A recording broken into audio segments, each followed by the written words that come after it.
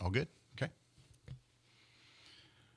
Hey, good morning, folks, and welcome to the Chamber Business Report. I'm John Phillips, president of the Palm Coast-Flagler Chamber of Commerce, and I want to say thanks to our sponsor, Smart Technologies, for helping bringing this business report to you here on Flagler Radio. I'm joined by two members of the City of Palm Coast staff. I've got Jason DeLorenzo, Craig McKinney, joining us here in studio. And gentlemen, appreciate your time today. Thanks for swinging by to talk a little bit about Palm Coast and the things going on here in our business community. Thanks for having us. Hi, John. Craig, Economic Development Director, I think is your title. Jason, Chief of Staff. Make sure I got those at least close to being correct. I'm just a manager, but close enough. Fair enough. Let's talk about, there's a lot of great things going on in Palm Coast. Obviously, City Hall right there at Town Center. The Chamber office is also at Town Center. So we are smack dab in the middle of a lot of development that's going on there. Let's talk about one of those projects, which a lot of folks might not understand yet, but yeah, I was fortunate enough to attend an event about a week or so ago about the Promenade, which is a mixed-use retail and residential space right there on the north side of the lake. I'm sorry, the south side of the lake from City Hall, between City Hall and Flagler Palm Coast High School. Let's talk a little bit more about that project and what it is. Yeah, it's a really exciting project. It was, it's what Town Center really was envisioned 20 years ago. You know, this mixed-use part downtown, an anchor, a walkable anchor for the residents of Town Center and visitors to the area, something to draw you to Town Center.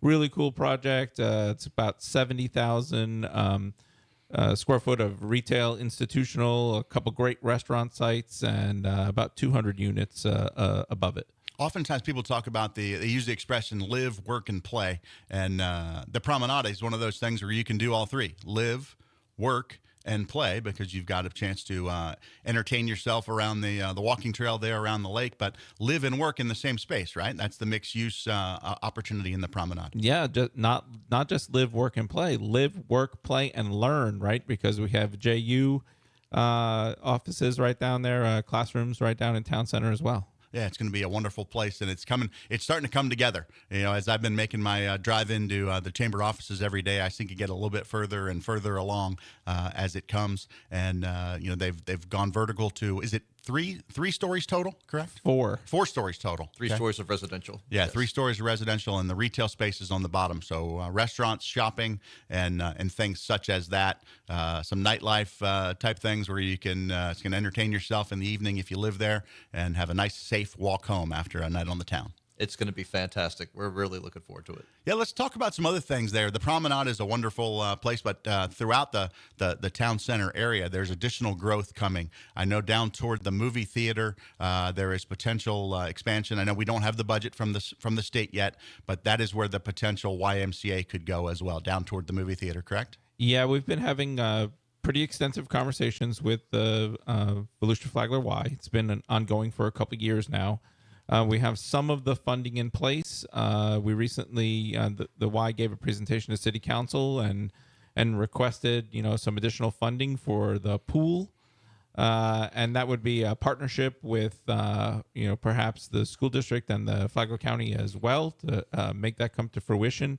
They're going to fundraise for the remainder of the building, and great looking project. They've done some renderings. I think it's about maybe 30,000 square foot in total with an Olympic-sized pool. Yeah, and again, that space, for those that might not be as familiar with Town Center, down toward the movie theater, like you're going toward Advent Health, back towards 95, heading to the east from the Promenade or from City Hall or from the chamber offices. Yeah, if you're familiar with what we call the stage at Town Center, where we host our summer concert series across from the Central Landings apartments, just to the left of that is the site. Yeah, that's a great segue there. The summer concert series is getting ready to start here. I think May 29th is the first event of the summer, correct?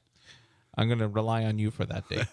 I'm pretty sure it's May 29th. It's May 29th. It's a Thursday evening and the first of the summer concert series. And again, those are down at the stage, not at the around the lake there at traditional Town Center, down a little bit east of Town Center at the area that a lot of people just refer to as the stage. Yeah, that's right. Yeah, we're this is our second year with having the concert series there.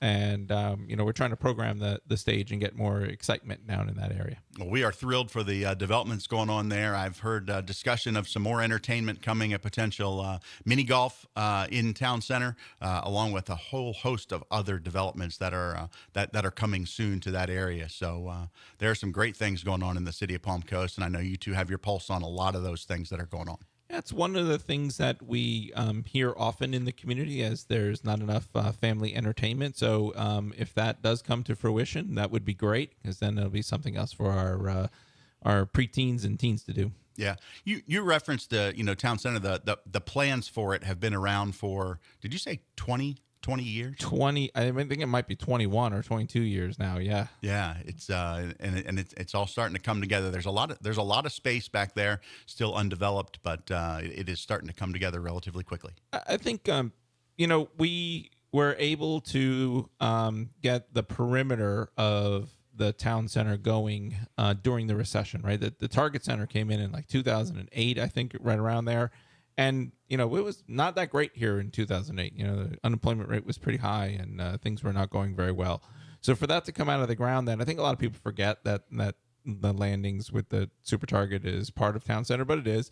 But yeah, I think we would have preferred if the urban core would have built first, but you needed something to draw people down there, right? City Hall was a step, the city center building, and now the Promenade is, should help build that draw and grow the core, which is really what you want. So you have that walkable piece. Yeah, that walkable piece there. And like I say, the Promenade is probably I don't know if that's the tipping point or not, but it almost feels like it is to me, that once that space is there, it seems like everything else is going to kind of trigger from that potentially. I think you're right. I think that makes a lot of sense. And us, Craig and I have spent a lot of time with the ownership of that group. They are investing a lot of money. I don't know what the total number of it is, well over $100 million.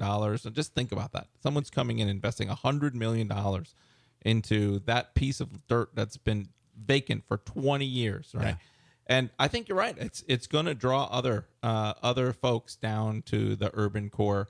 That group also purchased another piece of property in the core, so we'll see if they start putting out some plans for what their next steps are. You're listening to the Chamber Business Report. I'm John Phillips, president of the Palm Coast-Flagler Chamber of Commerce. I've got Jason DeLorenzo, chief of staff of the city of Palm Coast, along with Craig McKinney, economic development manager for the city of Palm Coast, joining us here on, again, sponsored by Smart Technologies. Thanks to Bob Doucette and the staff there for supporting our show. Craig, I want to give you a chance to talk about some of the things that are going on economic development-wise. I know that you've been active out in the outside of the city of Palm Coast, going to some trade shows, trying to attract some more businesses and spread the love about all the great things we have here in Flagler County. Tell me about some of those things. Sure, absolutely. So we've been really busy over the past year, specific to the trade shows. We're really trying to lock in to participating in expos that are focused around our targeted industries. Two of those are going to be advanced manufacturing, as well as the aviation, aerospace, defense sector, which I kind of lump into one because there's a lot of overlap. Mm-hmm. With the shows that we've attended, we've been to Spacecom in Orlando. We've been to Satellite 2025 in Washington, D.C., and we just came back from MRO, which is maintenance, repair, and overhaul for the airline industry in Atlanta. So a lot of good activity. It's the first time that the city has participated in these expos with floor space and a booth, and it's been fantastic. And, of course, the purpose is to really engage with the companies that we want to bring here face-to-face and have that opportunity to start those relationships. It's one of the areas that I know we're looking to grow in the business community and things. And I know it's not a spinoff out of MRO, but when you talked about the MRO show, it automatically triggered my mind to talk about the helicopters, because there's been a lot of talk about a refurbishment of a helicopter facility here in Flagler County, and I want to give you a chance to talk about that opportunity and that growth in that specific industry with that company. Sure. Well, that company was more of a county project. Just to be clear, the city didn't participate in it, but it's a great addition to the city. In a sector that we are very much wanting to recruit those kind of companies to come in. And when you look at a company like that coming in, as well as, say, Astor Defense, et cetera, it really starts to tap in to what we want to call, clustering of industries, where companies are coming in and when they're wanting to be either with like-minded companies either for synergy or for workforce, or more directly, right? When you really start talking about clustering and recruiting companies, you're talking about companies who want to be closer to their customers or closer to their suppliers. And when you really start growing that out, you have an opportunity. Yeah, when you talk about logistics and suppliers and things, obviously we've got a lot of strengths that we are located right by I-95. That's a major strength. Whether we just got lucky or not really doesn't matter. The bottom line is when you're trying to move product, we are close to the rail and we're close to I-95 in a what a lot of people don't think about the term, but Northeast Florida. We are located between two major hubs in Jacksonville with the Port of Jacksonville and also with everything that's going on in the city of Orlando as well. You've got it. And so really when we do promotional material, whether it's media or engaging with companies at these shows, et cetera, our lead talking point is the fact that I-95 cuts right through the middle of the city and the county. There's thousands of communities across the United States that'll never be able to say that the East Coast, the busiest interstate, cuts right through the middle of them. And then when you add, like you said, you've got the coast, a lower cost of living compared to some of the areas in Northeast Florida, the surrounding economies of Jacksonville, Orlando, Volusia, the Space Coast, and the network of higher ed. I was going to say that's my next point. Exactly. Oftentimes you think about Embry-Riddle and the aviation sector, which is just to our south, 45 minutes maybe door to door from City of Palm Coast to Embry-Riddle's campus in Daytona Beach. We also have wonderful technology from Daytona State College, their Advanced Technology Center, which is down in Daytona. Of course, they have a Palm Coast campus as well. But just those two, and there are others. Don't get me wrong. We got Jacksonville University. We have the University of North Florida, Flagler College just to the north of us. But just focusing on those two between Embry-Riddle and Daytona State, there's quite a bit of impact in terms of qualified workforce to help support these companies that you're going after. Absolutely. Both Embry and that ATC at Daytona State are pretty much crown jewels, right? If you're looking to, one, develop a workforce that's focused around manufacturing, and two, specifically within that, right, aviation, aerospace, and defense. So those are two fantastic assets that we have here. And then I just add quickly that Daytona State has been an able and willing partner. I mean, they have really stepped up. They really want to help us with economic development. Dr. Labasso is an economic developer, right? Mm-hmm. He is great, and he will help you with anything. I know, Craig, you've spent a lot of time with their staff and being able to build programs for whatever we need, right? Whatever company comes, they can help us. Yeah, oftentimes higher education is not doesn't always have the same entrepreneurial spirit. They don't always move at a rapid pace. But I don't think that's the case at all with Daytona State. Under Dr. Labasso's leadership, they are very entrepreneurial, very willing to listen, very willing to adapt and to change. And I want to give you a chance to talk about some of the success we've had with them. Absolutely. Jason hit the nail on the head. When I came in, one of the first things I wanted to do was really connect with these workforce development partners. And Daytona State, whether it's Dr. Labasso, who has shown up in person when we needed him, Dr. Cheryl Weems, who's a VP of their workforce development, their media department, they have been so willing to just really step up anytime I've reached out to them, whether it's visual media, whether it's our workforce development roundtable that we hosted at the end of last year. Again, when we needed Dr. Labasso, he was there. So really can't say enough good things about them. And then when you take not only their willingness to partner with us, but again, circling back to that ATC, which they are doing right. And it's so fantastic to see, and I'm thrilled about it. Yeah, we're great partners there at Daytona State College, and they are playing a huge impact here in Flagler County. And don't let the name Daytona State fool you, because they do have a full-fledged campus here in Palm Coast and wonderful support as well in Flagler County, again, under the leadership of Dr. Tom Labasso. He and all of his staff have been wonderful partners to work with. So this is the Chamber Business Report brought to you by Smart Technologies. I'm John Phillips. I'm joined by Jason DeLorenzo and Craig McKinney, both from the city of Palm Coast. We'll take a short break, and we'll be right back.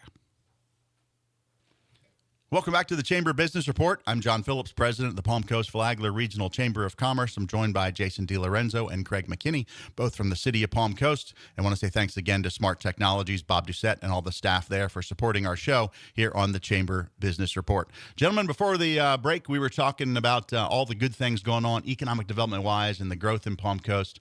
I know the comp plan was just recently pushed through. I want to give you a chance, Jason, to talk about that a little bit. I want to say, first of all, I'll say it, and I know you guys probably will as well. Thanks to our city council for their support and everything that they're doing to help lead the way for this growth and things that are going on here in Palm Coast. But let's talk about the comp plan and what that means to the everyday citizen and everyday resident of Palm Coast. Yeah, so last Tuesday, City Council took the final step of the comprehensive plan. It was a long process, over a year. We engaged the community. We've won several awards for our community engagement and for the comprehensive plan itself. It's a really big vision document. And one of the things it has, an element that we've never had before, is an economic development vision as well. It's got an entire element about economic development, which is going to be our roadmap for how we work forward from here. It's got specific policies about how to incentivize, how to attract, how to work with all of those higher education components that we just spoke about, and how to move forward as a community. So the economic development element will have several studies in it that'll help us hone in on how to really be successful at improving the local economy. Another part, a big part, and maybe a more controversial part, just how the public saw it, is the comp plan introduced something called the master plan mixed use, which is intended for only for the lands west of the railroad track. And if you're not aware, the city of Palm Coast already has more than 10,000 acres that are west of the railroad track that are not developed. And but there's a much larger potential than that with a single landowner that's out there. We put specific restrictions into the MPMU to help guide economic development. For every dwelling unit that is constructed, there's a minimum of 100 square foot of employment center. That's not commercial retail. That's a whole nother part of it. This is employment center. So you're talking industrial, manufacturing areas that are going to be required for tied back to the dwelling unit. So not just houses, right? Houses that come with places to work. And I think it's innovative. It was strong. City Council increased that number. It was originally 60 square foot. They increased to 100 square foot when they went to the final adoption. And we're excited for whatever that's going to bring in the future as we move forward. I think let me take a step back and just for the folks like me who doesn't live in this space like you guys do on a daily basis. When you talk about the term comp plan, I kind of envision that to be if the city of Palm Coast were a for-profit industry or for-profit company, it would be our strategic plan for growth.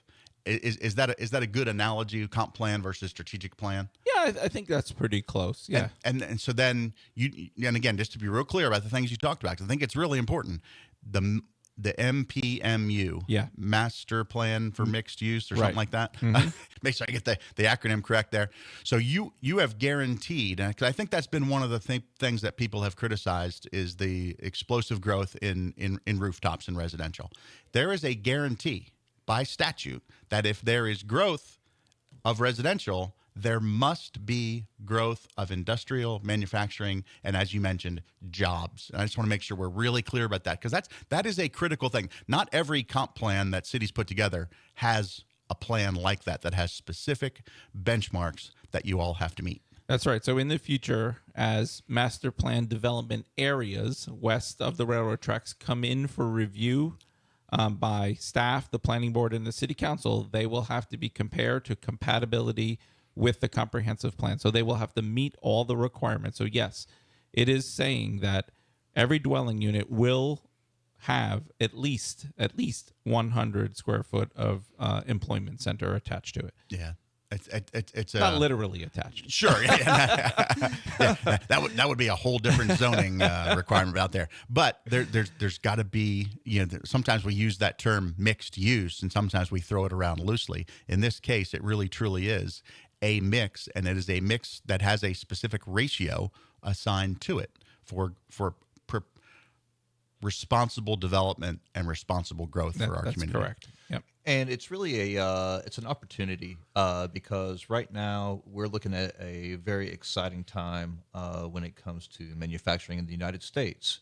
When it comes to just a reinvestment in supply chains in the United States, for us to have this opportunity at this point in time it's just really just a fantastic moment for us to go out there and do this right and hit a home run. Yeah. And I think it goes back to something we spoke about before the break about where we are located, whether it be using rail access or roadway access with Interstate 95, and the potential for additional roads as well west of town. I know there's been discussion about that, not to get too far ahead of the curve, but at the same time, there has been discussion about roads that could connect Jacksonville towards Orlando in the future down the road. And even US 1. I mean, I don't want to throw away, I-95 is a wonderful interstate highway, clearly, but US 1 is a major thoroughfare as well that goes all the way through Flagler County that can be used for bringing things in, taking things out, and the true industrial manufacturing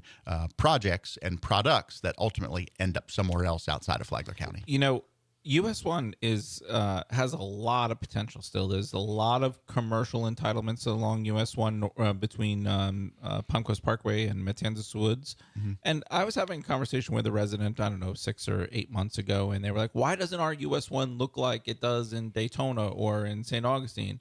And I said, there's really one reason. We haven't gotten there yet. We're building east to west. We're moving to where that is going to be our future commercial area. Right. If you think of those other communities, US 1 is much further east. It's in the center of their communities. It's where they built first, right. moving from the coastal areas to the west. So we're just getting there. So that's another huge potential. Yeah, no, you're exactly right. And you look at almost all of Volusia County, with that one exception out toward Plantation Bay. US 1 is east of 95, right? Almost the entire county, except for that one little section there north of Destination Daytona, where it's a little bit west. But for the most part, you're exactly right. It's in what would be considered the core area of the city, where the city of Daytona Beach and Ormond Beach first developed. That's where US 1 runs right smack through the middle of the city. Right, and if you're thinking about what Craig has been focused on, having US 1 not developed yet and being on the west side actually helps us for employment rather than commercial retail areas, right? For those bigger centers, logistics, being able to, the transportation that the US 1 provides us in our community is different and maybe better. Yeah. It's a 4-lane divided highway that connects directly to I-95. Yep, exactly right. It is a major thoroughfare for manufacturing, industrial, and like you say, not retail. Right. That's not the use that we're looking to expand on that area there. There will always be some additional retail as you add industrial and manufacturing. People need places to eat and to shop, but that is not the primary goal of that portion of US 1 is to, build another Target or another Walmart or something out like that out there. All right. Yeah. And you're right. Right. There's residential hubs a little bit to the north around Matanzas that'll probably get, some commercial retail to support those. Yeah. They have to have some, but that's not the primary goal. Yeah. There are so many good things going on here in Palm Coast and throughout Flagler County. I know we've touched on a few of them here during our show today. We have not touched on things like the Magellan project out west, the potential sports complex out west. There are so many exciting things that are going on, and we've touched on a few of them. There's so much more to come. I want to throw it back to you guys to see, is there anything that we missed that we'd like to talk about here on the show today? I know we've talked about the comp plan and the impact out west. We talked about the things here in Promenade and in the town center area. There's a lot going on. I know we could have a whole nother show on it probably, but I want to give you a chance to throw in some things that we might have missed. Yeah, just that, what Craig described, this proactive approach to economic development, that's really because of City Council's vision and budgeting, right? They decided that we were going to increase the budget for economic development, which allowed us to do these things. And it's their vision. They are really focused on getting more jobs here. So we should acknowledge that. We're working towards that. Craig is working hard every day, traveling all over the East Coast, trying to, find some companies to move here. And that's exciting, know. And so Craig's going to present to City Council on May the 27th and to the public and an update on how he's how he's been doing and what our next steps are for economic development. Yeah, I think one thing I want to throw out is just the great partners that you all are. Our focus today is on the city of Palm Coast and the economic development that's coming through Palm Coast. But we've already referenced the partnership with Daytona State, partnerships with Embry-Riddle, partnerships with the airport and Flagler County, and with others. You all are great partners because ultimately we're all going to win together, and we have to work together to do that. So when I came in here a year ago, I focused on 3 pillars: sites and buildings, workforce development, and collaboration. And, my message when I speak to people on that collaboration component is that if we work in a silo, are we still going to land projects? Yeah. But are we going to be as good as we could have been at the end of the day? And the answer is no. So that collaboration with the government, with private sector, with education, with the citizens, we really want to dial in on that and just do the best that we can going forward and making this a reality. Yeah, I think we'll close on that one. We are going to reach our maximum potential by collaborating and working together as a community to do all the best things we can for our residents and our businesses here in Palm Coast and throughout Flagler County. Teamwork makes the dream work. I love it. Well, I appreciate your time today. That is Craig McKinney. We've also had Jason DeLorenzo, both from the city of Palm Coast. I'm John Phillips. Thanks again to Bob Doucette and Smart Technologies for sponsoring our Chamber Business Report. And until next time, folks, we'll see you here on Flagler Radio. Thanks for being with us today.